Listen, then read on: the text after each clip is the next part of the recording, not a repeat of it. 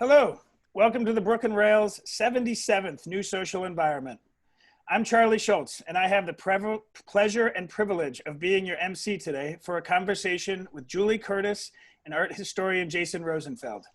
We're also thrilled to have the poet Morgan Vo here, who will read to close today's program. And now to introduce today's host. Jason Rosenfeld is Distinguished Chair and Professor of Art History at Marymount College. He was co-curator of the exhibitions John Everett Millais at the Tate Britain and Van Gogh Museum, Pre-Raphaelites, Victorian Avant-Garde at the Tate Britain and the National Gallery of Art in Washington, D.C., and River Crossings at the Ohlona and Cedar Grove, Hudson and Catskill, New York. He has contributed the lead text for a Phaidon monograph on Cecily Brown that will be published later this year, and he is curating an exhibition on Andy Goldsworthy for the Yale Center for British Art in 2024. He is senior writer and editor-at-large for the Brooklyn Rail. Welcome back on the program, Jason. Thank you very much, Charlie. It's great to be here again. See some familiar faces out there from Florida to Istanbul, which is pretty impressive. I want to thank you, Charlie, and Sophia, and Catherine, who is somewhere, and Madeline, and Nick, and the rest of the team at the Rail, and of course, Fong, for hosting all this. And this is my fourth conversation with an artist, and it's wonderful to have today Julie Curtis, who's coming at us live from the Schwick, from Bushwick in Brooklyn, home, of course, of the Rail, and is going to be talking to us from her studio about her life and her work and her outlook on the universe and all kinds of things, and how she makes things that are already strange even stranger in all different media. Welcome, Julie. Hi, it's good to be with you all. I'm very honored to be talking with you, Jason, and hi to everybody. Yeah, the Schwick, I like that. I've never heard it before. Well, we try. Let me pull up the presentation, which we'll use a little bit today, and just get start talking. So, Julie, can you just tell us a little bit about your background for the people out there who are not familiar with your biography? Go ahead. You were born in Paris, in Montreuil. Yes. Yes. So I was born in the suburbs of Paris, France. I grew up there. My dad is Vietnamese. My mom was French. So I went to the School of Fine Art in Paris, Beaux-Arts School. After that, I spent some time in Chicago. I studied there at the Art Institute for 6 months. And I also went to Germany. After graduation, I spent a year with my husband in Tokyo. And then I came back to France, and eventually I settled in New York. So that's the geographic itinerary. The ping-ponging around. And you've been in New York since 2010. That's right. Correct. For a decade. Yes. So your father was a photographer for an architectural firm. So there's a little bit of art in your DNA. And your mom, as I understand it, was a librarian. So can you talk a little bit about how they kind of introduced you to art in Paris as you were growing up? Yes. So my dad was it was actually it was more like of a technical photographer, and he worked for an architecture firm, which means like, back in the days in the 80s, I think pretty much the 80s and late 70s, people didn't have a photocopy machine or anything of that sort, no JPEG yet. So for an architectural firm, someone needed to take a picture of all those maps, and, so that's the kind of work he was doing, not like actual, artistic photographer, although on his, he's very gifted photographer as a hobby. Is actually has an eye, and is very inconspicuous because he's very small, and he kind of sneaks everywhere, and he's always very kind of laid back, and no one knows he's taking pictures, so he always surprises you. You're always unguarded, and that's how he catches most interesting photographs. So it came really handy when we went to Vietnam, and he was really taking pictures of street scenes, and they were very natural. and very unrehearsed. Yeah. You sound like a daughter who's had a father take lots of photographs of you over the course of your life. Oh, yes. Very embarrassing. Yes. No, it's the best. I do the same for my kids. So you did your BA at the École des Beaux-Arts and also an MFA there. So we have a lot of young artists who tune in to these Zooms. So it'd be great for you to talk a little bit, if you like, about your experience at the École in the MFA program, and what made you want to go to Dresden and Chicago to kind of fill out your education? Yes, so in Beaux-Arts, you mostly have a BA program. It's a completely different system than the American system. So I have a diploma from there. It would be an equivalent master degree here, but it's actually not really, it's not a similar curriculum. It's just, there's a big emphasis at the Beaux-Arts School on studio work. So we, first year on, you already sign up with an atelier, which is you have a headmaster, and you kind of have to spend most of your time really developing your own practice, which is completely different from the BA in America. I decided to go to Dresden and to Chicago just because first I could, and I've been always loved traveling, and I think it's I don't know, I just knew I would have so much to learn, from other cultures and other ways of seeing the world and see things. But yeah, it was really interesting to compare the educational system of all countries. So anyways, I went to Dresden for, I think it was a trimester.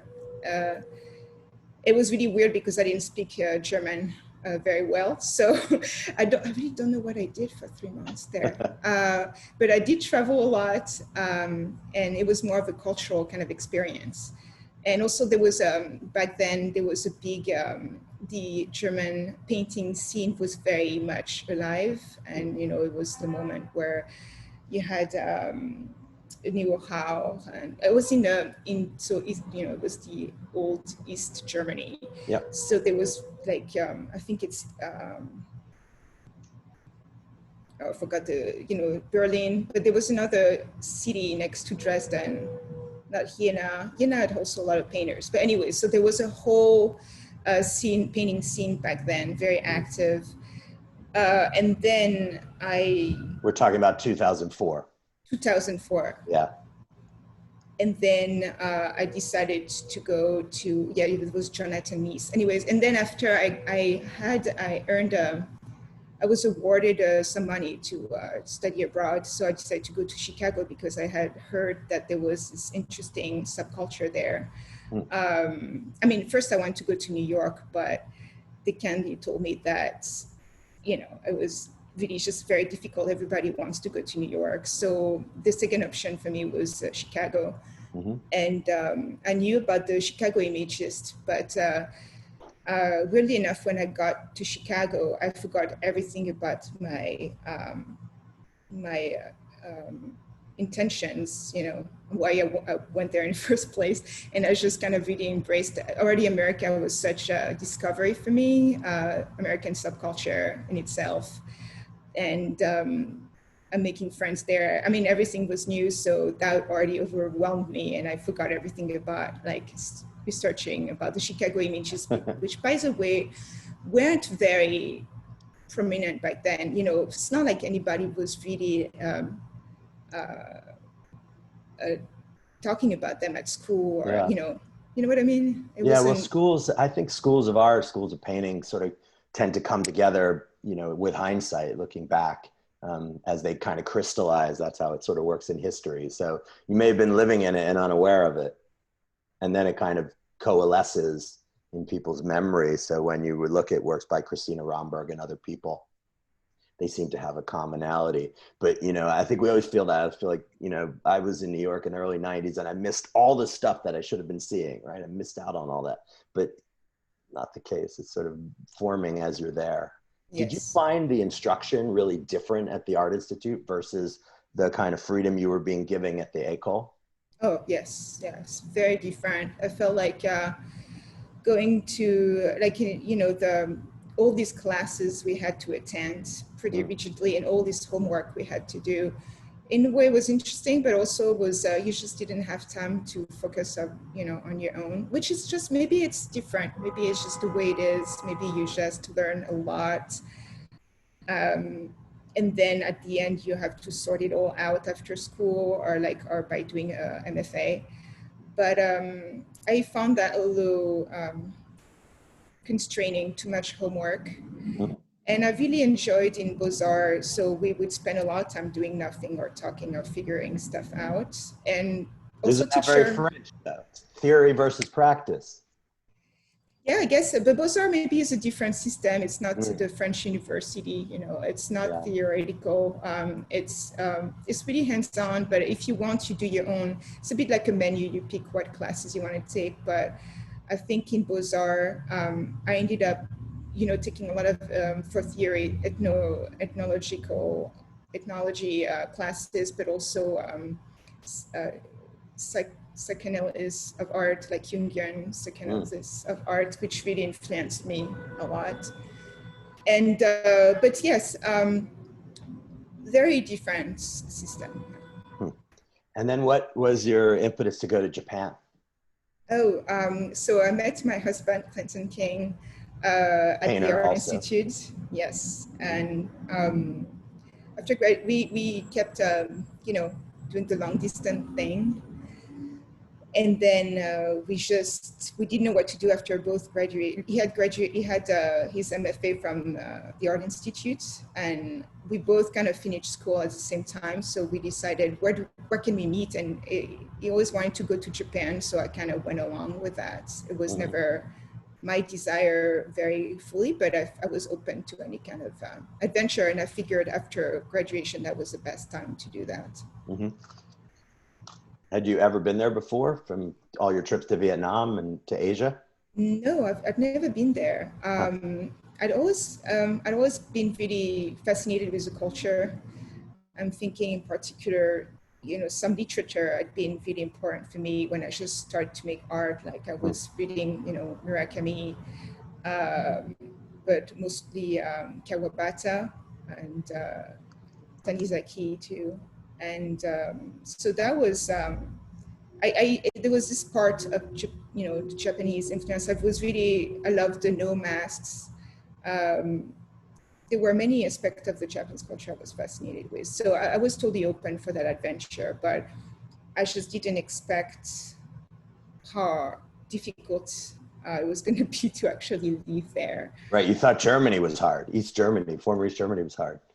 Tokyo. No, it wasn't hard. It was easy, but like definitely Japan was, you know, at first, you know, the quality of life is similar to Western countries. I mean, it's really comfortable, really clean, very organized.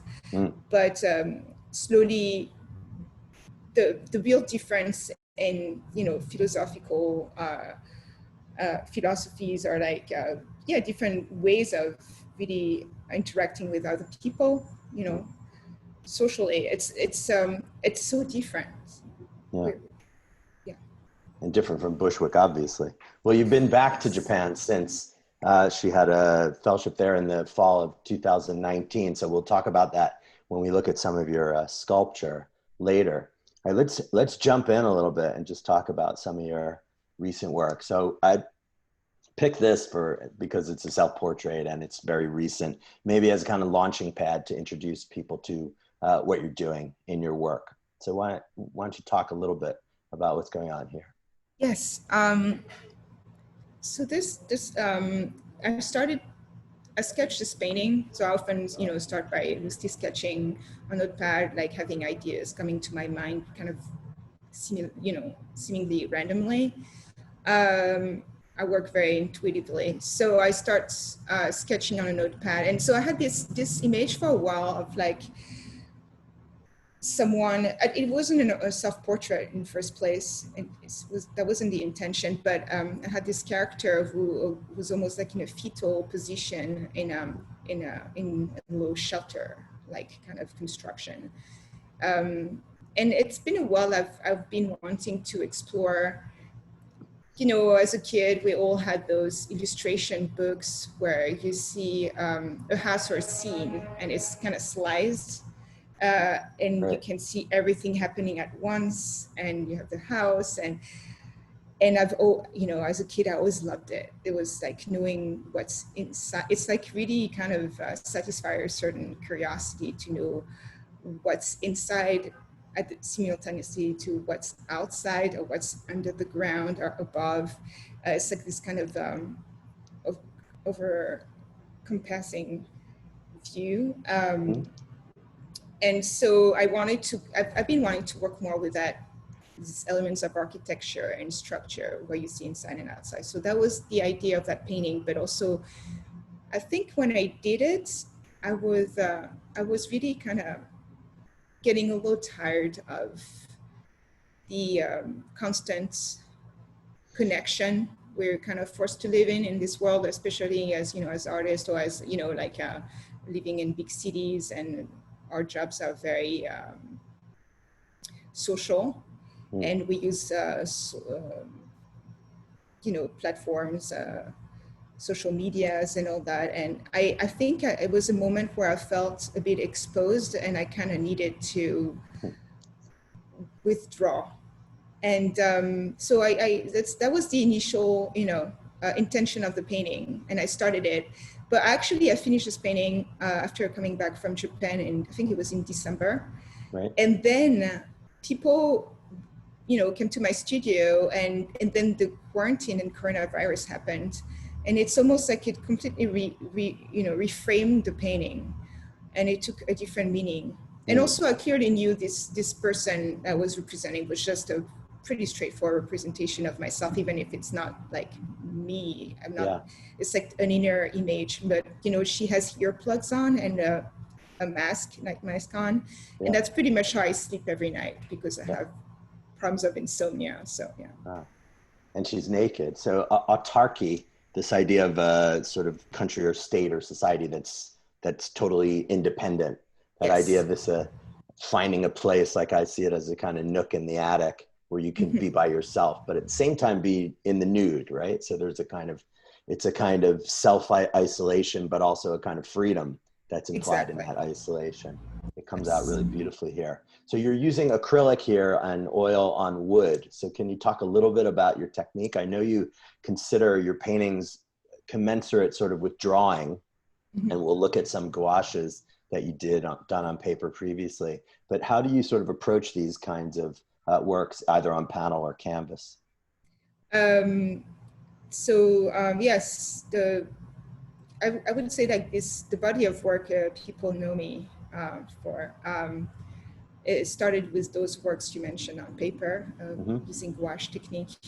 And gouache is very graphic, it's very flat, it's very matte, it dries very quick, and you can draw with it very easily. It's the illustrator medium by excellence. So I use that for paper, and then I wanted to continue, you know, really emulate those qualities, but on panel or on canvas. So the way I've used this painting has vinyl paint and also oil, and the way I use those mediums are, you know, similarly to gouache. Although in that one, there's a lot of transparency into the wood, so I wouldn't say that's the best example to say that. What is vinyl paint? Can you explain that to everybody? Yeah, it's you know, I don't quite know. All I know that it's a flash vinyl paint. Really, is known to be super matte, and I think it's just a different compound than acrylic, and it's pretty vibrant too. It just has a really different surface. Right. So I use a lot of different techniques, and all of them have their own properties. They dry differently. They don't, you don't work with them the same way, and they really also reflect the light differently. I've noticed when I work on hair that it will look so much better if I paint hair with vinyl, and then I build up the the darker shades, and eventually the darker shades going to be oil because oil is so much deeper.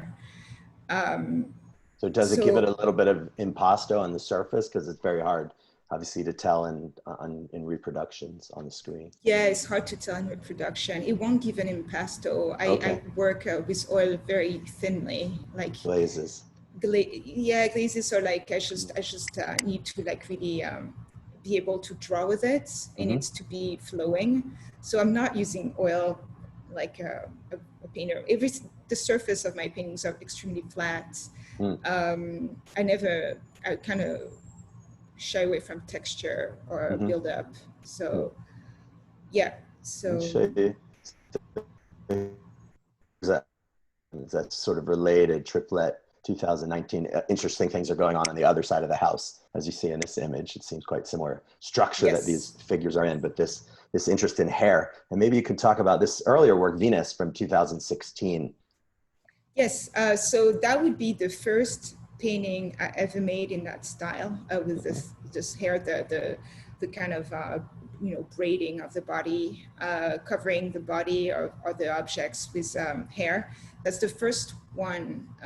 That's where I kind of had this ha-ha moment, I actually had started this painting completely differently, and it was based off a Picasso etching inspired by a Kanak painting. Yes.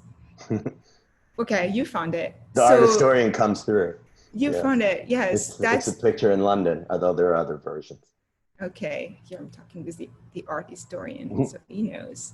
And actually, so initially there was a whole landscape in the back that was still in my old style.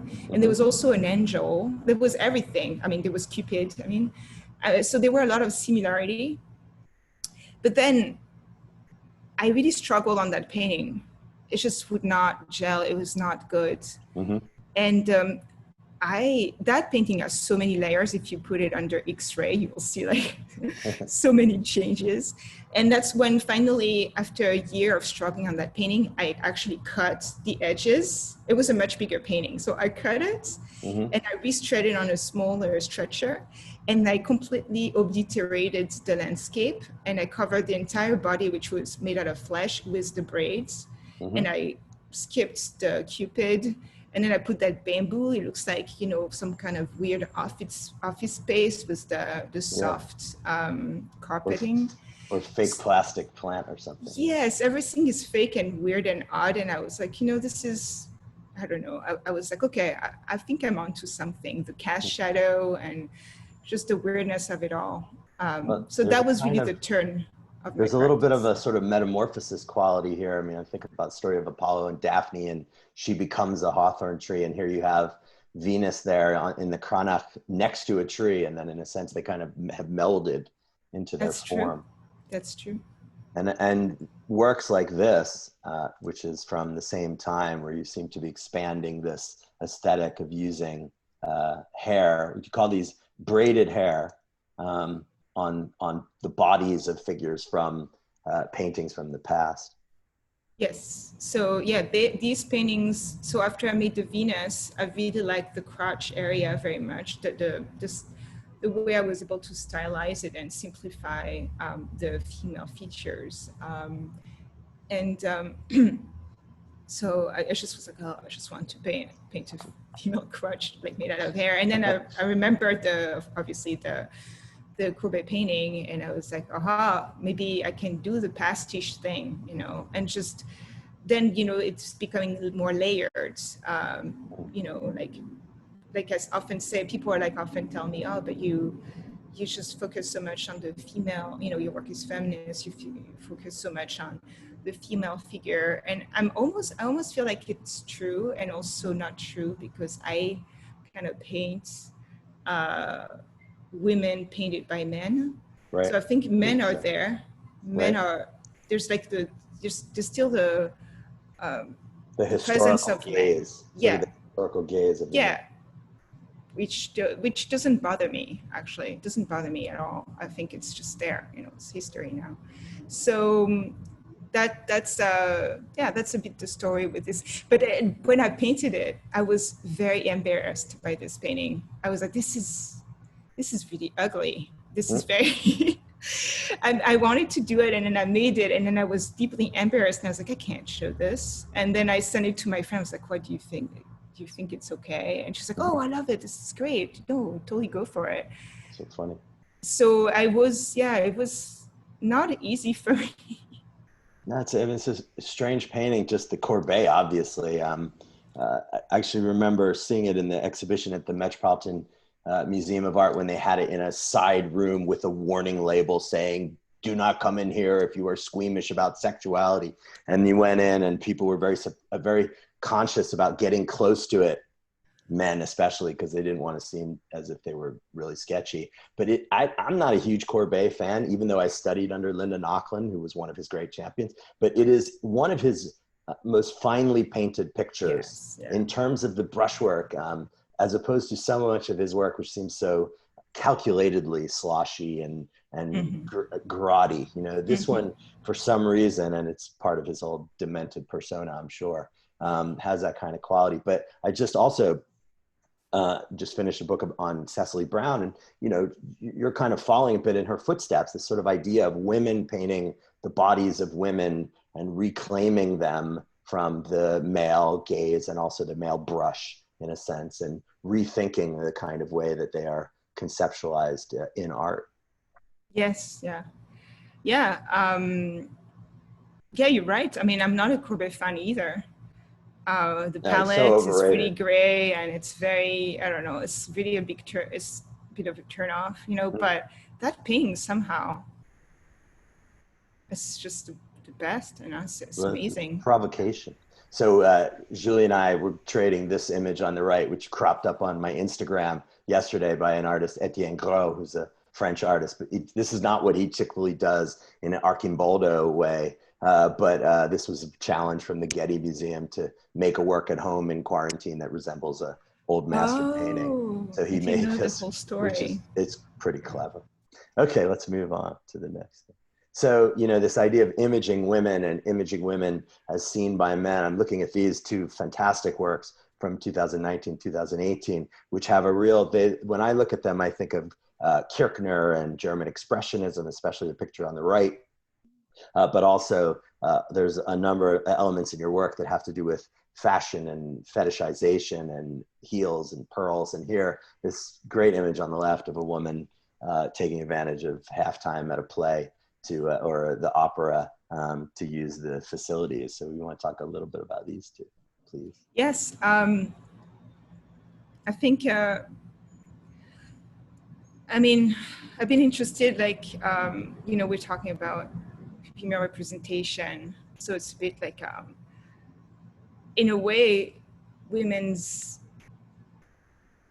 contribution, you know, historically into art, it's a lot about the performance or how they put themselves in display, you know, about this. So I that's why maybe I'm into all these, like you say, those female fetish, like the extension of the body, like the, you know, the heels or the nails or the way the natural attributes are turned into cultural attributes. I'm really fascinated with that. It's a form of power. It is a power, you know. I think we should not shy away from it. Like, it's been there forever, and it's definitely a contribution to culture, you know. And so, but like, yeah, I also poke fun at it. I find it also kind of funny. So like, you know, and often my characters, it seems like they're you know, I don't think I submitted any images with that, but often there's like female character and there's a cast shadow behind them as if they're in you know, on a stage or something. The image on the left, I don't even know how I came up with this, but I just wanted to, I don't know, I imagine like Yeah, I've always been fascinated with, ideas of high and low, like the opposites, right? Mm. And the performance and then what's behind the curtain, when you zoom onto the painting, I don't know if you've noticed, but you can also see under the floor, and that goes like into this. Yeah, at the bottom here. Yeah, the thing I've been trying to do, like with the architecture, I was talking about looking at the slides. So you have actually like roaches on the bottom. I don't know if you noticed. Oh, no, It's yeah, like they're all at the a bottom. constellation of cockroaches. But you have the candelabra on top, and then the roaches on the bottom, and I the have to look behind for the that scene. more in your work, this idea of a cutaway view. It's sort of like the fourth wall in theater or Yeah, film. the fourth wall. Cutaway or axonometric drawings in architecture and revealing more. I mean, I feel like so much of your work is about revealing things from different perspectives and different symbolic values. So this adds a compositional layer to that, which is really interesting. Yeah, that's so interesting. I'm glad you said the verb, you used the word reveal, because I think it's really about that. I think, I mean, I think there's so much to still explore, and I'm still at the beginning, and I'm trying to find ways to make it work visually and conceptually without being too, I make it obvious. I just don't want it to become too conceptualized. I just want it to come still organically. So I don't know if I figured everything, but yeah, I think there's a lot about the gaze and what do I choose to reveal? What do I decide to hide? And they're not necessarily, and I think it's a way to direct the attention. And that's also something that's used, in movies or, so it's a narration. A narration is all about the things you highlight and the things you kind of dismiss. But yeah, I think also for the painting on the right, faisceau, there's these boots, something like fetishes, but also aggressive, and so there's also the male element within the female, the, like Jungian say, the animus, and you have those boots that are, and I was thinking of fascist boots, Jack boots. that's why I call it faisceau. But yeah, so there's a lot of these complementarity, these things that complement each other. So let's look a little bit at the kind of style that you're developing here. As you say, you're just kind of starting out in a way with these kinds of ideas. It's only been a few years, but the sort of style that you developed, and you and I were talking earlier about your interest in comics, and I have a long-standing interest in comic books and comics, and I was just pulled out a few things for a sense of commonality. Julie Doucet, who's a Canadian graphic artist, and then, of course, Aileen Kaminsky-Crumb, who lives with her husband, Arkram, in France and has for years and years. And both of them working in dedicatedly, self-portrait mode, in a sense. Their works are very autobiographical, but developing their own particular kind of lines. And Aileen Kaminsky-Crumb is obsessed with her looks and her fashion and her hair and stuff like that, and working in a kind of pen and ink medium, which I think has a certain commonality with the way that you approach drawing and design and line, and your use of dark tones and color and black in your pictures. And here's an earlier work from 2011, Venuses, which is one of Julie's gouache works, gouache on paper. So maybe talk a little bit how this feels. I mean, it certainly looks to me like a kind of inked illustration, like you would see in graphic novels or comics. Yeah, exactly. So that's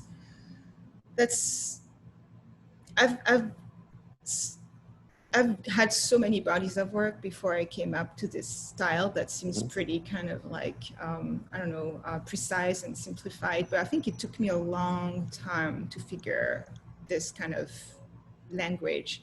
And that was one of the body works I had when I just arrived in New York. It was right when I had discovered Charles Burns, and I really loved Charles Burns' line. And I started to explore that and explore those organic shapes. And I was doing all these landscapes that were basically internal landscapes. And but eventually with that very precise graphic style, I felt like I was almost kind of painting myself in a corner, you know. And I didn't know where to go from there. It was almost too stylized. And I still love this body of work, but after I did this, I felt like I needed, and that's right around this time. So I had this body of work, and I met Richard Maguire. I don't know if you guys are familiar with him, and he's a friend now. And he, how do you spell that? His Richard Maguire. McGuire, okay. Who is also you know, who does illustration and comic books, and but he's the one who told me, oh, do you know Christina Remberg? Because this line kind of reminds me of her work, and I realized, oh no, oh no, this is perfection. I was so sad, and I sometimes in love and sometimes sad when I saw Christina Remberg, because I almost felt like she had completely, she encapsulated what I wanted to do. And now she's one of the artists that was a Chicago Imagist. I just didn't. She's now passed away. She's passed away. It's almost like I didn't know what I wanted to do until I saw her, and I was like, that's exactly what I wanted to do. But then I was okay, because, but it was really hard for me, because when after seeing your work, I just didn't know what I should do anymore. And then I decided to go like opposite. I went in the opposite direction. I went very painterly. I tried to crack everything open again. And I went very painterly, and I painted people from everyday life. It's almost like here I was stuck in this internal world, very science fiction-y, Mike Kelly was a big inspiration. His black and white drawings were really a big inspiration to me. So it was Mike Kelly, Mike Kelly was actually probably the first inspiration for the, you know, the comic book style brought brought into the realm of fine art, or, you know, of art, you know, popular culture. So that was my first inspiration. Then I saw Charles Burns, then I did this, and Charles Burns.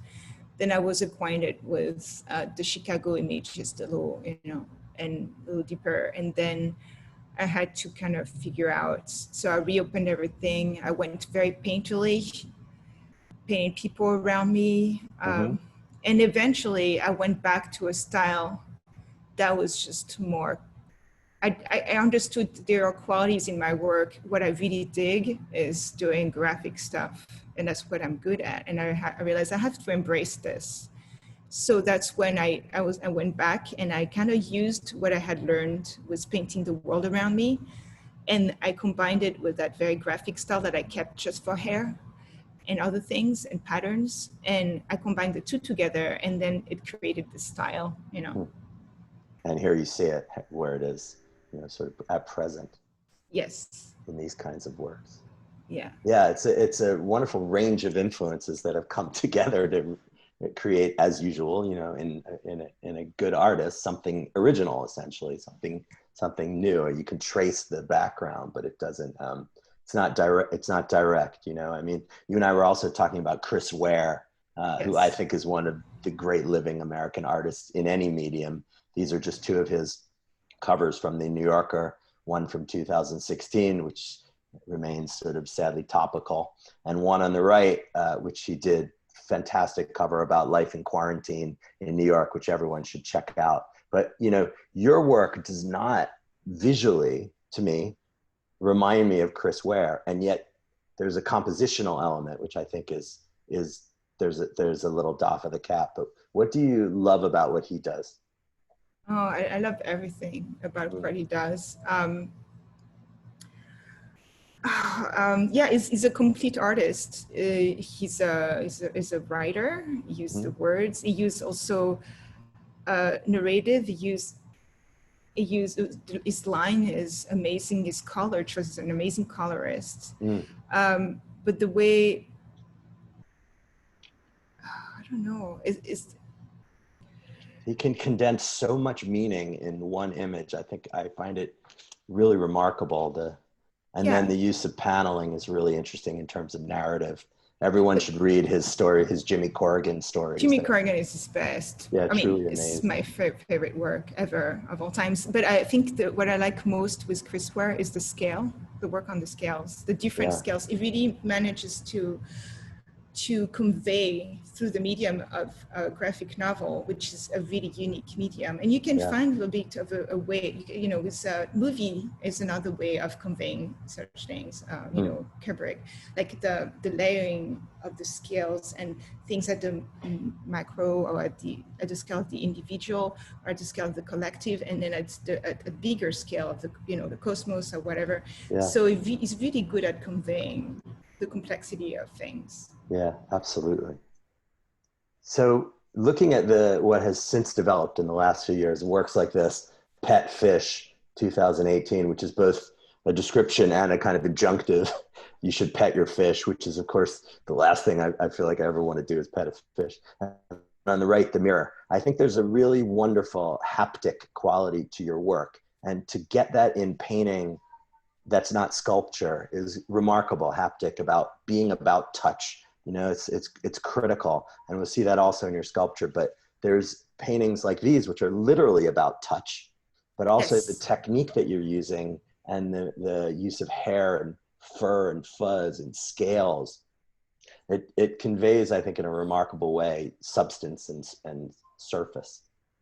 Thank you. Well, yes, I'm glad you kind of noticed that because I was telling you earlier how I'm a big fan of Jean, I can't even say his whole name, you know, Ingres, Jean. Yeah, but you're dare French. you to say his whole name. We all said Ingres when I was in college. We had no idea. Ingres, right? Ingres. How do you say it in English? I don't know. Ingres, or whatever. So he's, and I've always, I'm so enamored with him. His surfaces, the sensuality of the texture, the way, how delicate the surface or plump the look, you know, but so that I've always loved it. And at the same time, how dark and how the, you know, it's like we're again in the revealing and in the hiding, the surfaces. Absolutely. There, you know, it's just the surface of thing, and you know, there's a darker core. So I love Ingres for that reason, and that's something I try to do in a more contemporary way, where they look kind of simplified, but it takes me a long time to figure out the values between, you know, in the colors, the different values, even if I'm going to use only two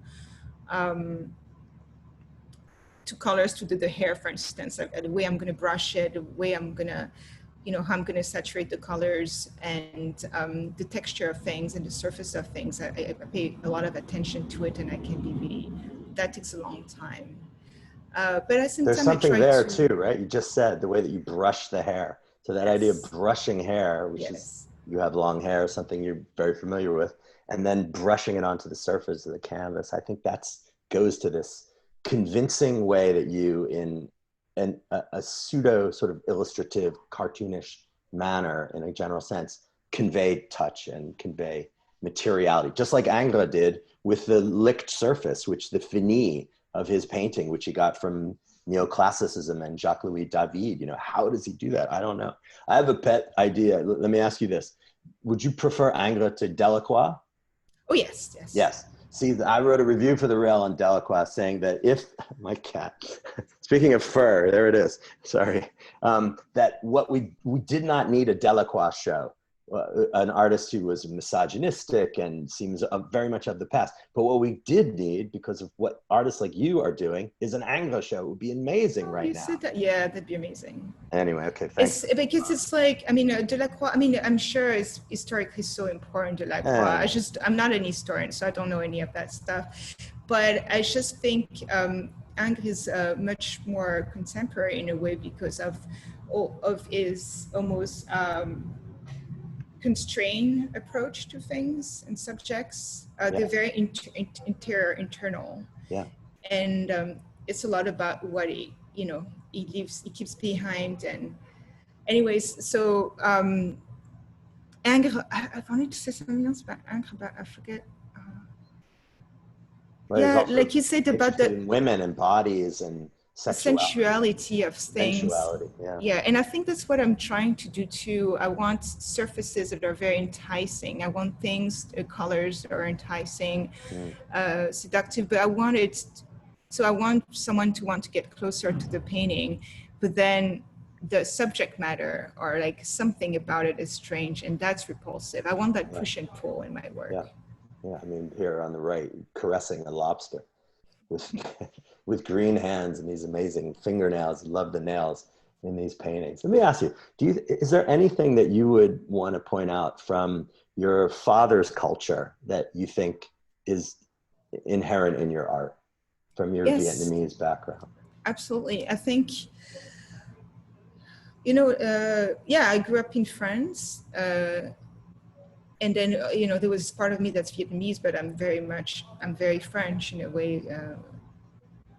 But then, you know, my dad would be, you know, the other a little bit in the French culture, and in myself too, the other. And then when I went to Vietnam when I was 6 years old, I think that was experiencing, you know, the otherness and the different, you know, like the foreign country, an alien country in a way.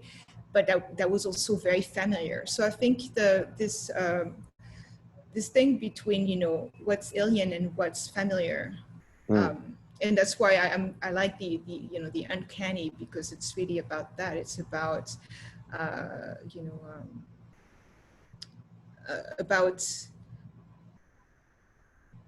recognizing that there's something alien in ourselves, you know. And I think that it's funny that you're saying that because of the lobster. I think you kind of read through the lines that the hand becomes more alien than the lobster itself. Yeah.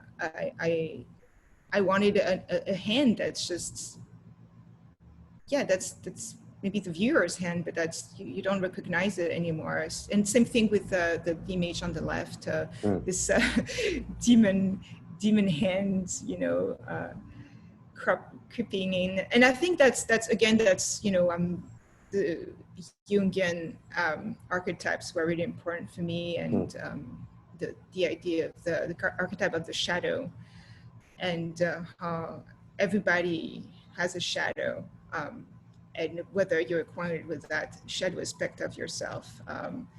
With, you know, I think not many people are acquainted with the shadow in themselves. Yeah. Yeah. Let's see how it works when you deal with sculpture now. These kinds of ideas. This came out of your period working this past fall in Japan. Yeah. So living in Japan in 2000. When did I live there? In 2006, I think. Yeah.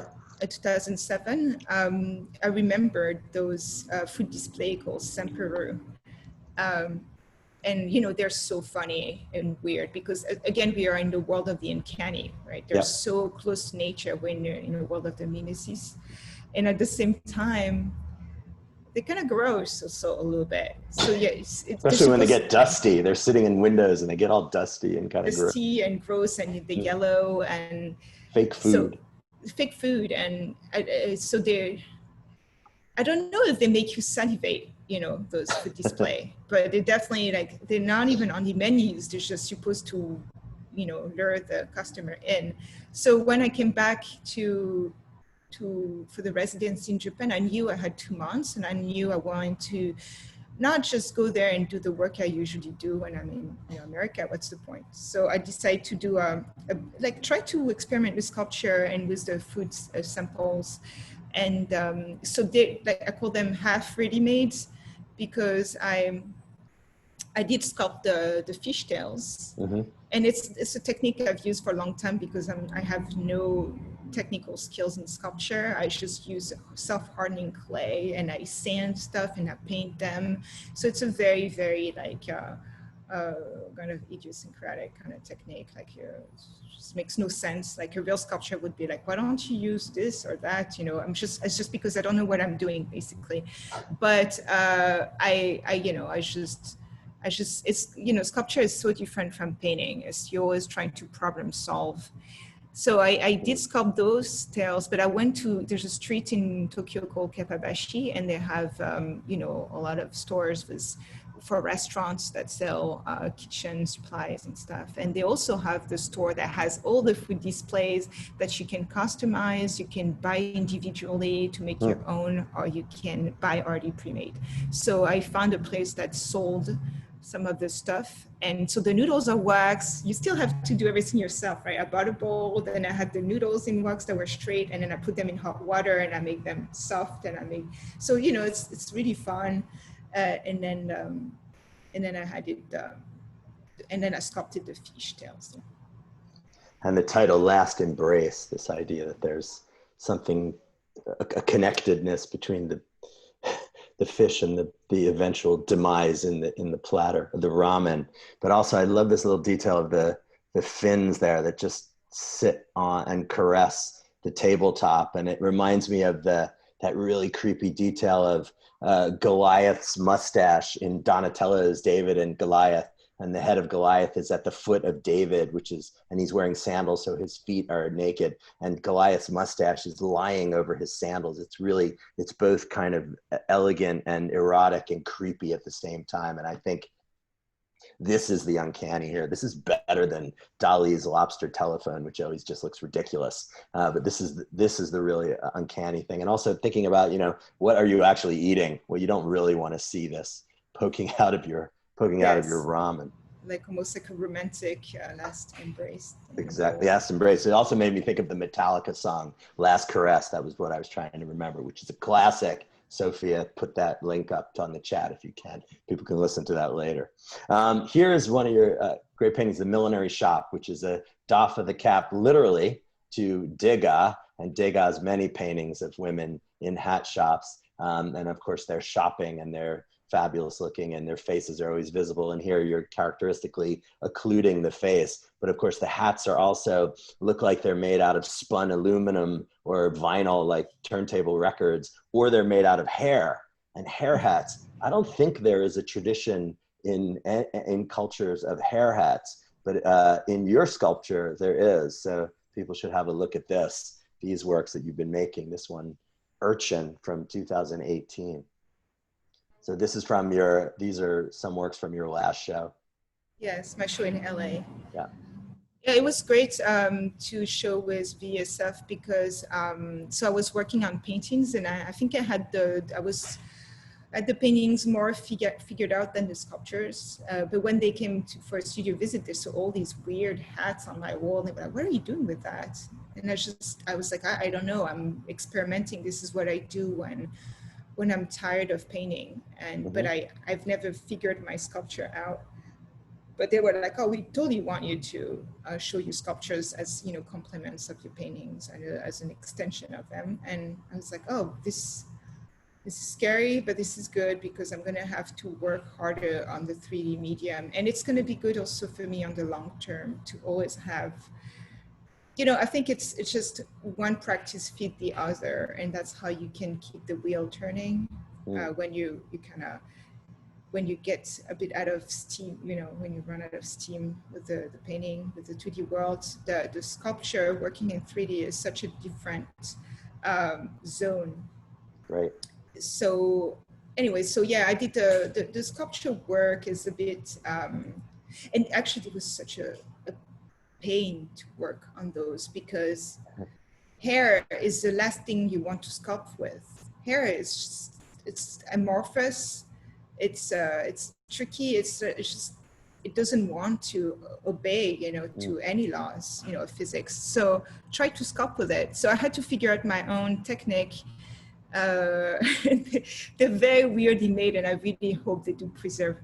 No collectors is watching that right now, but I hope they do preserve through time. I really did my best, but yes, I had to figure out how to put together a hair sculpture that's a bit seamless, because I think Merito Benheimer, she worked with fur, so the whole surface or the hair is already bond, you know, so you just have to cut these things and you have to cover the hide stuff. Yeah, but me, I'm working more with hair, but right now I'm you know, I don't know, I'm working with hair pieces too. I'm kind of cheating a little bit because I was doing things the hard way. the sculptures with the hairy So hair. this sculpture, Merritt Oppenheim's Object, which is at MoMA, 1936, one of the great works of Surrealism, and another kind of thing which is about similar elements, I think, which you are doing so well in your art, which is trying to respond, or trying to get the viewer to respond with more than one sense. And here you have haptic, the sense of touch, but also that spoon and that cup and that idea of putting that to your lips and that sense of taste. You know, it's the last thing that you want in your tea is hair, right? In anything that you eat. And I've always got that sort of really creepy feeling from this, but you know, it's remarkable, I think, to be able to bring out multiple senses. You know, we talk about art as being aural, about hearing, and art visual, obviously, but to impact the other senses is something which is, I think, a laudable thing to kind of go for. So with these hats, they sort of sit on the wall, but then you have to imagine them on your head, you know, that idea of putting them on your head. So these are quite intricate constructions. Yes.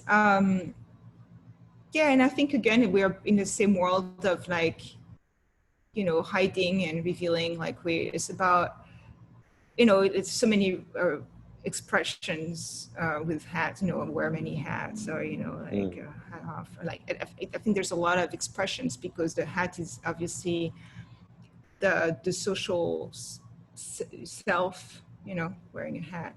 But it's also, what does that mean if you cover it with your own hair? Is it like you fully integrated that social self? I mean, I think there's a lot of, like, ambiguous ideas here. I never want to pick one particular meaning. I like to keep things open, you know. But so yeah, I thought that would be fun. And also I like the fact that, like you said, the way we relate to sculpture is completely different to the way we relate to paintings. And often it's really stupid, but like when you make an object happen, that's something that's in the painting, but then you make it happen in real life in 3D, people get really excited. And they keep pointing back and forth, and like the kid that's blowing their mind. But it's like, I like to create that idea that it's tangible, you know, those things on the painting and this theoretical world, also tangible elements in life. Oh yeah, and that's Victorian hair art. Yeah, of keepsakes, right? As something that is your DNA frozen in time, right? That will never decompose, really. I think of the story of Dante Gabriel Rossetti, the great British pre-Raphaelite painter, and his wife, Elizabeth Siddal, who died, and they buried her. And he buried his poems with her as a sentimental touch. And then he had no money a few years later, so they had to exhume her and dig her up to get his poems, because he didn't have a copy. And her hair was still as red as it had been in life, supposedly. But that idea of hair is eternal. So here on the right is a work from the fabulous Mutter Museum in Philadelphia, Pennsylvania. So maybe, is this something that came into your thinking when you're working with hair and doing these kinds of hats? Yeah, I mean, absolutely. And that's something I always pull out the same anecdote again and again, because it really was important to me when I discovered, you know, an old case in my parents' attic. And there was my mother's case, and inside there was a braid of her hair, the braid of her sister's hair. And they were like from when they were teenagers, you know. So I've always known them with graying hair, but these were like braids of young women, you know, I was holding in my hand. So there was something truly, like, I think that that really shocked me, that something, you know, you hold someone's past that's preserved. I don't know, that was very, very formative. And I think that's why. And then that's why I developed a bit that kind of obsession. And then I discovered the Victorian hair art that women used to do in Victorian age. It's like something, it would be like some kind of, it's like a mix of craft. But like those big hair compositions, if I remember well, I don't know if that's the case for that one, but they would ask the family members for a little piece of a lock of their hair. And they would do this big bouquet composition. There are basically family trees. They would like put hair of each member of the family to make this composition, which is fascinating. Yeah, it's a memento, and then you put it on your wall, like the, you know, And the you put hat, it on your wall. and you keep it there. It's extraordinary. There's another work from the last show, Honey Bun, 2018, which looks like one of those fabulous round upholstered seats that you get in old art galleries in Paris and in London, but it's of course on a smaller scale. And it Last looks like thing it's going with to come to life. hair, the last thing with hair, I think it's also just this primordial thing, right? That grows, that kind of relates us to the world of the the vegetal world, or the things that grow, that have a will of their own, Right. and so that the snake head of Medusa is this thing that's a primordial self, and that's something I've always been interested in. And a source of power, of course, because the power. It didn't end up well for her, but for a time she could turn people into stone. So we're going to just wrap up in a couple minutes so we can get to people's questions. But I just want to talk last thing about intimacy in your work. And I think this is quite an intimate work here. It's called Lateral Embrace, which feels like a kind of Magretian joining of bodies here, of course, using your trademark technique and imagery of using these braided hair. But I was thinking about 19th century artists and ideas of intimacy, and artists like Caspar David Friedrich on the left, a painting of his wife, Woman at a Window from 1822, seeing the figure from behind, the German concept of the Rücken figure, where you can't see their face. You have to imagine what they're looking at. Or someone like Winslow Homer, who seems to have had intimacy issues. He was not great at painting eyes or faces, and he occluded them very often in his works. And then thinking about Friedrich, and of course the attention that he lavishes on his wife's hair. He painted this over their honeymoon, and his kind of obsession with her. And then pictures like this one by you. So maybe just talk a little bit about intimacy and a kind of shyness maybe in this work, and an avoidance of the face. But is that in order for the viewer to kind of fill it in with his or her own story?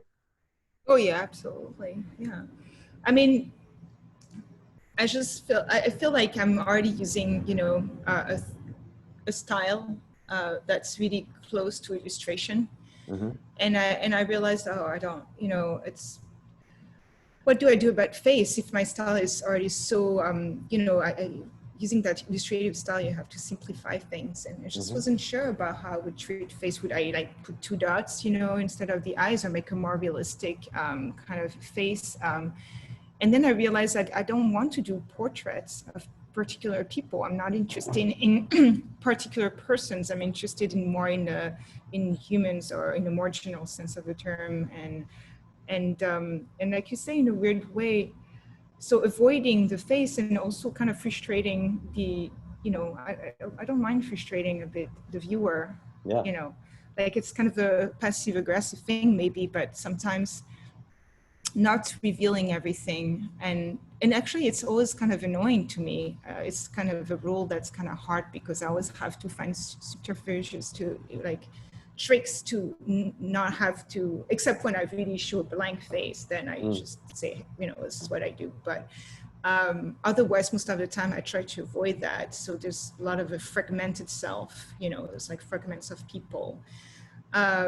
So yeah, definitely concealing the face is just to allow the viewers to project themselves. But I feel like I always like to give little cues, little piece of puzzles out there, so people can form their own image of who's represented, and that maybe draws them closer to the. I want the viewer to work a little harder, I guess, and not get stuck on the facial expression. Yeah, and certainly the hair has a life of its own. It's its own kind of animate quality. It's like that cap in Jan van Eyck's self-portrait in London, The Man in the Red Cap, where the cap is more interesting than his face in a way, because it almost seems like its own entity. Okay, so let me here's a few more works just for people to see some of your domestic imagery. This is a running seam through Julie's work of images of domesticity, of hairy turkeys at American celebrations like this one, and of wonderful images of shag carpet. Throws me back to my childhood in the 1970s. Who the heck wanted to vacuum that? I have no idea. And then here, I'll just end with this, which is a picture which seems like it's fortune telling. Quarantine from 2018 with this image of a fish in a sink. So thank you so much for this conversation. And I'm going to turn it over to Charlie, who will entertain questions from the international audience. Thank you, Jason. Thank you. Thanks, Jason. Thanks, Julie. That was a really, really wonderful hour of conversation. And we do have a number of thoughtful questions that were put in the sidebar. I'd like to open up by asking one, though. Julie, archetypes seem rather important to your work, and I was thinking about what you were saying about a shadow self, or the shadows of oneself. And I was wondering if Jungian philosophy is something that is important to your thinking or inflected in your work in any way. Yeah, yes, totally. Jungian philosophy, psychology, psychoanalysis. Yeah,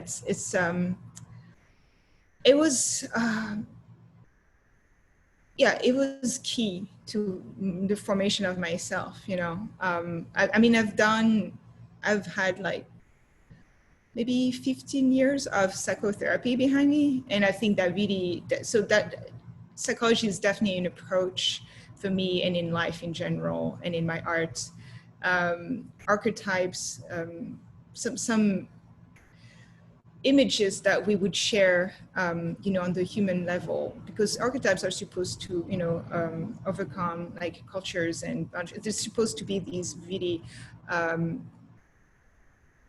larger concept that we really share. It's not like sometimes people are a bit confused because they think, you know, of symbols or like of specific cultural symbols that won't necessarily overlap with between cultures. But like the idea of archetypes is much broader than that. They're just patterns, the visual patterns that have always existed in the human mind. It like even in, you know, for like what he calls primitive men, like he would go back to the prehistorical men, you know. And it's really about the I'm not very good to talk about those things, but it's you know, the evolution of the human psyche is part of that, and I find it fascinating. Thanks, Julie. Next, we're going to go to our guest, Brian Cleet. Brian, I'm going to activate your microphone. Hello. Thank you, Julie and Jason and BR for this. This is great. My question is, Julie, your work seems to have like a strong sense of narrative, be that personal or links to art history. It was actually really funny whenever the hats came up. I wrote down furry teacup because I couldn't remember who did it, and then it came up with Oppenheim. I was just wondering, is this sense of narrative an important element in your practice? And you're talking about how you like to leave little puzzles about. Does that allow the viewer to sort of reflect on their own experience by looking at your work? Yeah. Could you rephrase the question? I'm not sure. Yeah, so you, on one hand, you're talking about the importance of the art history in my work, and then also about the way I like to, yes, keep things, yeah. And could you like rephrase maybe your question? I'm not sure where to go with it. Sorry. You know, just there's a strong sense of narrative, and you like to keep things narrative. Open. Yeah. Okay. Sorry. Okay, yeah. It's Yeah, the accent. I'm French, so like I'm really have a hard time picking up on accents sometimes. Yes, narrative, absolutely. And I think it's funny because, so my first encounter with art was really with 19th century, beginning of 20th century European art. Going to the Orsay Museum was, you know, foundational, and so that was my first point of entry into art. And then there was also, like we talked about, comic books, and which was my second entry into a more marginalized type of, you know, art form. And then there's also movies. So I think movies were also super important with the way I've approached art.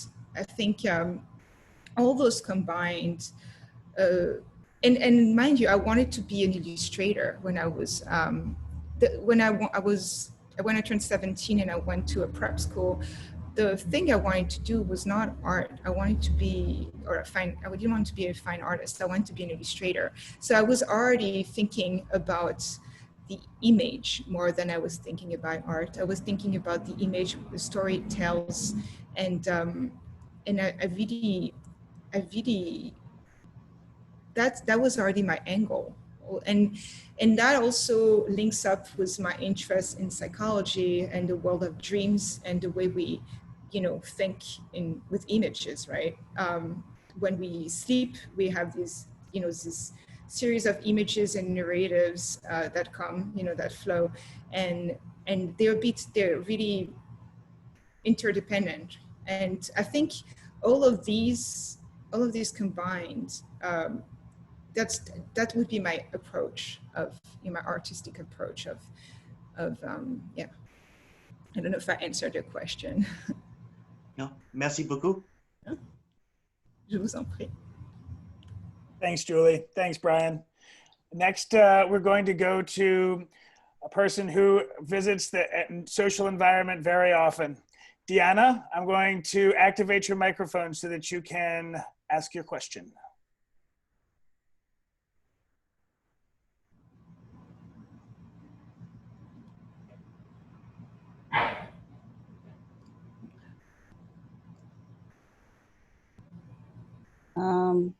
Can you hear me?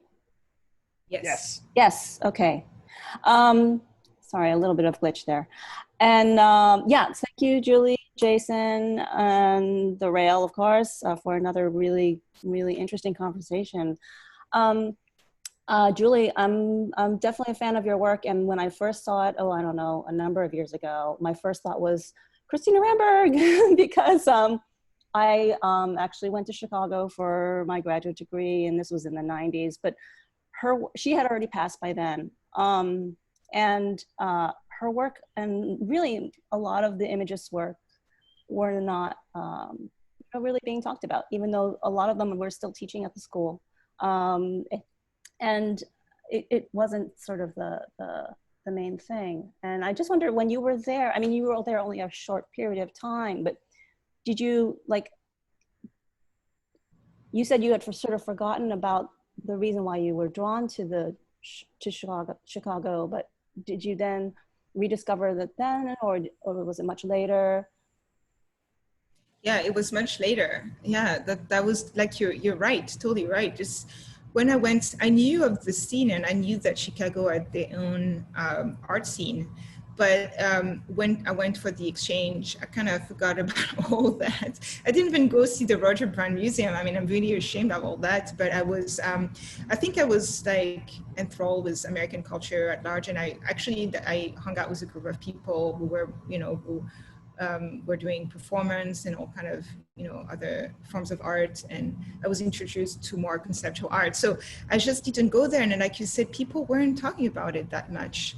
So it only was when I came to New York to live, and it was around 2011 and 12 that I think people started to talk more about the Chicago Imagist. And then there was a documentary made, you know, the Harry Wu documentary that came out in, I think, in 2013 or something.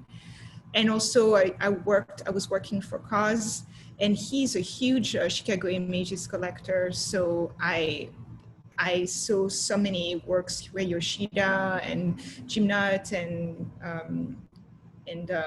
Carl Wilson, all those art, you know, I saw a lot of the art in person. And that's when I really, it all kind of clicked, all came together. And I think when I started to, first when I made arts, and my art started to be more visible in 2015 or 16, people were not even making there was a connection to the Chicago images, but people were still more stuck on the surreal aspect of my work. And then the Chicago images really became more mainstream, and that's when that's when I you know, people really associated me more with that group of people. Yeah. Yeah, it's so interesting. I think also it speaks a lot about like how various what we might call regional art scenes are sort of like not really championed until they come to New York, or they're like sort of like discovered by New York galleries. And Yes. this definitely has been happening with a number of the Chicago images artists in the last few years. And I mean, it's wonderful. I think it's great. I just, it's really, it's an interesting sort of subtopic, but Yeah. I think that Christina Ramberg and also like Gladys Nilsson, Sue Ellen Roca, all these other women who are working in Chicago in the images style, like they have these really strong feminist themes, and they're, you know, also just the way that they use narrative. Like the images are so much about narrative, really, and coming from comic books and outsider art, or self-taught art, you know, all these other traditions that are not or were not really part of the canon. Yes. They're really, really key. So yeah, I just wanted to share that. So thanks. Yes. Yeah, I totally agree. Like it was more like in, you know, linked to the popular culture, I guess. And in that way now it's only being integrated. It was a little bit of a delay, but and often I feel it's kind of strange, but I feel like it was the market too. The market brought it back. Oh, but, absolutely. I mean, yeah. When I was there, and this was in the 90s, but I think a similar thing is still happening now. You know, like Chicago artists would only, I mean, Chicago collectors, I should say, would only buy Chicago art works by Chicago artists through New York galleries. This was a really common thing. And I suspect it might be similar still now. But anyway, it's sort of like a larger conversation about recognition or authenticity, or, you know, validation and all that stuff. So yes. Anyway, yeah. Yeah, it's not a very straight process.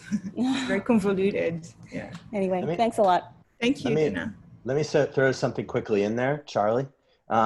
Julie, you mentioned working with Cause. And actually, we didn't talk about that at all, but I know you worked in Jeff Koons' studio for a time, and then in Cause's studio. And maybe you can just talk a little bit about that for everybody as part of your education. Was it something like Leonardo apprenticing to Verrocchio, or was it more just a job? For Jeff Koons, it was a job. I mean, you know, it's a big factory, and I was there only for a year, but it was a great learning, you know, experience. It just taught me about, you know, I just was acquainted with the level of professionalism that was like greater than anything I've seen before, and you know, it's just that was definitely a learning curve. And then working for a Cause, it's much more intimate as a setup, and you get to actually hang with him, and he's a great person, and I learned so much technically. So actually, yeah, maybe that was more the Verrocchio scenario in the way that I had to really, you know, everything, all his work is freehand painting. There's no masking whatsoever. So it's almost like you need a Zen concentration. Like in the morning, if you had too much coffee, your hand would start to shake and you couldn't do those very straight lines. So yeah, it was a lot about mastery and about, you know, still observing someone who's a real business person and who really, it was like on many levels, super, super interesting. Yeah. Thanks. Thanks, Julie. Thanks, Jason, for following up there. I was thinking the same question as you were speaking it. Our next question is coming from Sophia Pedlo. Sophia, would you like to activate your microphone? Sure thing. Thanks, Charlie, and thanks, Julie and Jason. I was wondering about your experience in the Sharp Valentis residency, how it impacted your work, and I guess what you think about programs like that. I think it's really weird because, you know, I know we're a big group of I mean, there's so many artists in New York, right? And there's so few opportunities for everybody. And I remember when it was so hard and I was struggling, so I had nothing going on, and I kept looking at the Sharp Polentas residency and being like, oh my God, one day maybe, you know, like that hope of something unattainable. And then everything came at once. And I remember it came all at once and really quick. And I remember I was feeling that very weird kind of like in between period where I wasn't sure I was going to get a big show, or the things were in the work, but not decided I had applied to the residency. And then everything came at once. I got my show, I started to get articles. And then by the time I got the answer that was yes, and then I moved in, I had grown so much into my career that almost it made me feel a little weird about it, you know, about taking the opportunity while I felt like someone who maybe needed it more than me would take it. So that's a thing that where it was a bit sad in a way, because I remember wanting the program so hard, and I remember needing it so badly. And I remember then getting it and not, you know, being blown away. I mean, the space is amazing and the community was great, but also it's really strange how things come in life, you know. Those programs are important, definitely. And I was like one of the people maybe in the same situation. Maybe there was a couple other artists in the same situation. But for the most part, I think, you know, those programs are vital, very important, obviously. If only there were more of them, because there aren't that many, you know. Yeah, they're expensive. But lots of people have money. You know, oh, I'm snapping for yes. I love it. More. Thank you very much for your honesty.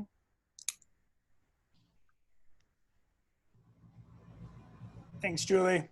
Thanks, Sophia. Thanks, Jason. For our next question, we're going to go to our publisher, Fong Bui. Thank you, Charlie. Thank you, Hi, Julie. Fong.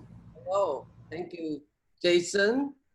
Yes, by the way, ang should be pronounced like angry, the word angry without the R.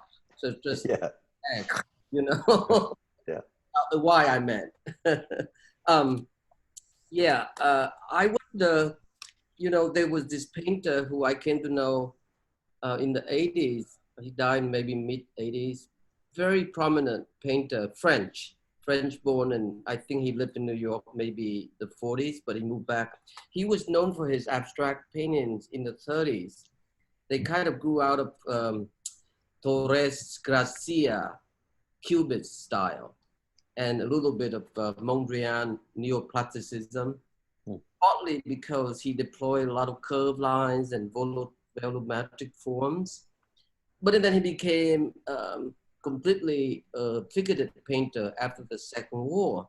And I'm thinking of him particularly now, because there are painters of your generation, Julie, you know, for example, Louis Hollowell, who also had the same deployment of, you know, curved line, volumetric form.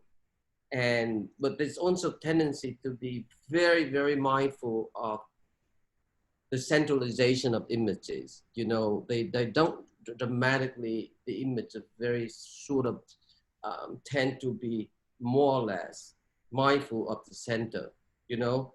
And so I'm just asking whether there is a kinship that you share with Hollowell's work, and then the idea of artifice and realism, you know, both. Interesting, because I see a kinship with Louis in terms of she's a friend, but I see a kinship in terms of maybe like artist, the female voice, you know, and the centering of around the female, form. She's more would be the abstract side of the coin, and I'd be the figurative side of the coin. Yes, that's my question. Yes, okay, yeah, and she's like exploring things on a very like bodily soul place, and through like symbolic and then, yeah, I don't know. I haven't thought about my work in relationship to hers much. I think, yeah, I don't know, because I know sometimes maybe, and it's funny because you're talking about the centering, right? Yes, yeah. Also, the way that you guys treat the volume, you know, light to dark. In other words, her is very incredibly diffuse, very carefully orchestrated from light to dark, where your treatment of light is actually not that soft. You really paint it with the very brush from light to dark. So there's not really a shading technique. No. But there's a set, the volume is have similar weight present. I see. That's interesting. I think, yes, I'm not a clair-obscur like a clair-obscuro person at all, because there's no real, okay, that's interesting.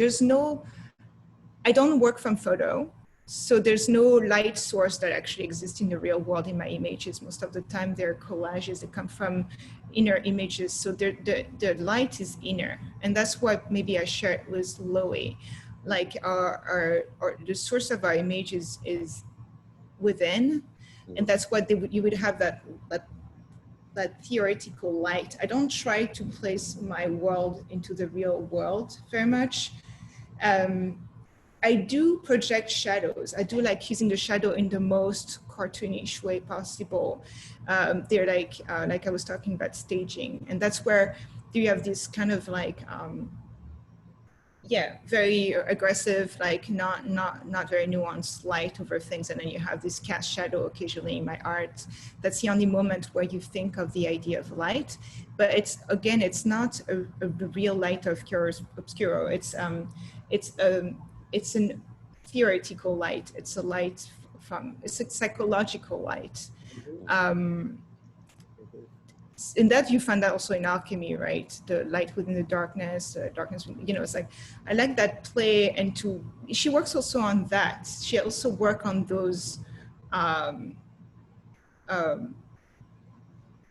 those different dual opposite kind of energies, right? And so I would think about the light in the same terms a little bit. Yeah. Okay, cool. I don't know if it's a question. Yeah. I like your glasses. Thank you. Thank you. Awesome. Back to you, Charlie. Thanks, Fong. Great question. Thanks, Julie. It was fascinating to listen to you talk about inner light. And for our last question, before we move to our poem, we're going to go to Augie Kush. Augie, forgive me if I'm mispronouncing your name. I'm going to activate your microphone now.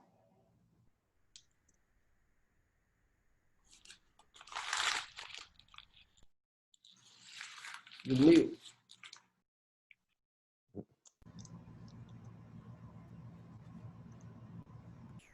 Augie, OG, where are you, OG? No.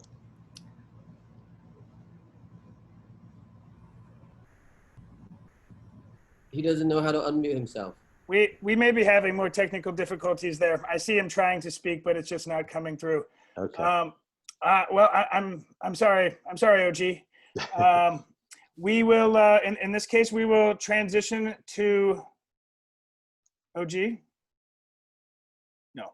All right, we're going to transition to the poem. We have a history at Derail of closing our lunches with a poetry reading. And since the social environment grew out of our lunchtime conversations, we carried that tradition into the social environment. So I will introduce our poet before he reads. Morgan Vaux is a poet and a singer. Recent work has appeared in Can We Have Our Ball Back, Counter, and The Recluse. He helps organize Gloss, a PDF press, which is very, very cool. Morgan, I'm going to turn it over to you. Thanks. Everybody can hear me? Okay, great. Thanks for having that conversation, and I'm excited to share this time with you today. I'm gonna read two poems. One is quite short and the other a little longer, but they kind of share a timeliness. They were both written in in the recent, maybe 4 weeks. The first one's called, "What Kind of Sex Work Niche Are You?" My imminence, I am of the latex niche. You should see my penny-shaped copper color nipples stretched beneath few millimeters of smoked blush rubber. You can press a hole against my covered chest. My room, my boundary costume, is a perfect place to experience you, your texture and fragrance, like hearing the dog bark all night from behind your backyard shed.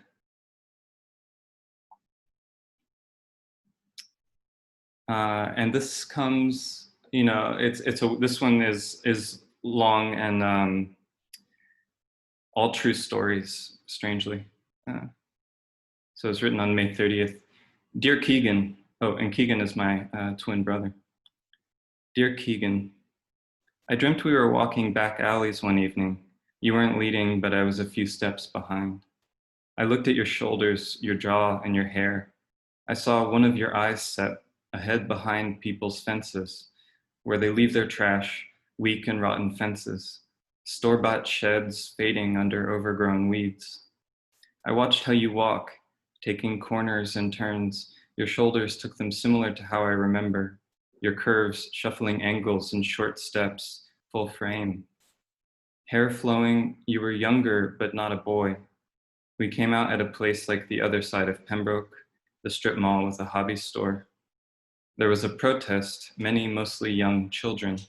Most were Latino, Latina, Latinx, lined up like a TV disco show. The line went around in a circle. To show your action, to show you cared, meant you had to demonstrate down the line, with others around you to witness. Still, it looked like dancing to me. Counter-protesters broke a bottle and spread it across the line. Lots of children were barefoot. I saw one I knew from those summers I taught arts and crafts. Can't remember his name. He had a genuine smile, but nervous when he asked me, did I know how to draw graffiti? He was in a man's arms. I could see a horseshoe cut to his heel before he could see or feel it, then saw when he realized the explosion of his thought. It was soft. He looked me in the eye and said, oh no, with just a rag of an expression, then was off wherever he was taken to get him away to find help. I saw you ahead of me, open sandals on your feet. Some chips of glass got inside your soles, of course, and you hobbled off, shoulders lifting with a yelped small pain for each step you took. Draped in a white t-shirt, which I always think looks uncomfortably dirty against our skin. I was reminded of a maxim, this the dream made up, that if you want to write about blood, family, write when you're bleeding out. That shook me awake around 6 in the morning and I couldn't fall back asleep. Laura woke with me. We stretched out a second, then went to the kitchen to start coffee, put groceries away. Before she got back from the bathroom, I was alone, looking down. There were a couple sick honeybees struggling on the floor and one on the windowsill. The window wasn't open. I stopped to gather some context when Laura came in asking, what's that? I got a bit scared, not being able to explain what it was, what we were seeing. They curled, uncurled their abdomens like they'd been sickened by a poison. I grabbed some empty ice cream jars, tried to convince each one inside. It wasn't so hard. They seemed more dazed than hurt when they moved, but then what were they stunned from, scared of? I wondered what was happening outside. Had someone poisoned them? There are many neighbors who might poison their yards. I had them all inside jars. I went to open the window and a fourth was flitting around right on top of the latch. So I caught that one too, then had them all in separate containers. And I let them out onto the fire escape. Or I had to force them to go by jostling the jars. I wasn't sure what to do. In one case, I really had to jolt it and felt the bee toss, slam against the plastic. I saw it fall slowly through the air like a wad of lint. I took a picture to identify them because I wasn't sure, but they were as they appeared. People write, you can feed bees sugar water if they need to be revived. Now I know for next time. It's just been such an ominous morning. It didn't occur to me to try to help them here. I thought they were lost, until I felt the tap of the one as I was throwing it out and realized how fast I'd been moving, all the decisions I'd made from a reflex to fear at a mystery. You're probably under after your surgery today.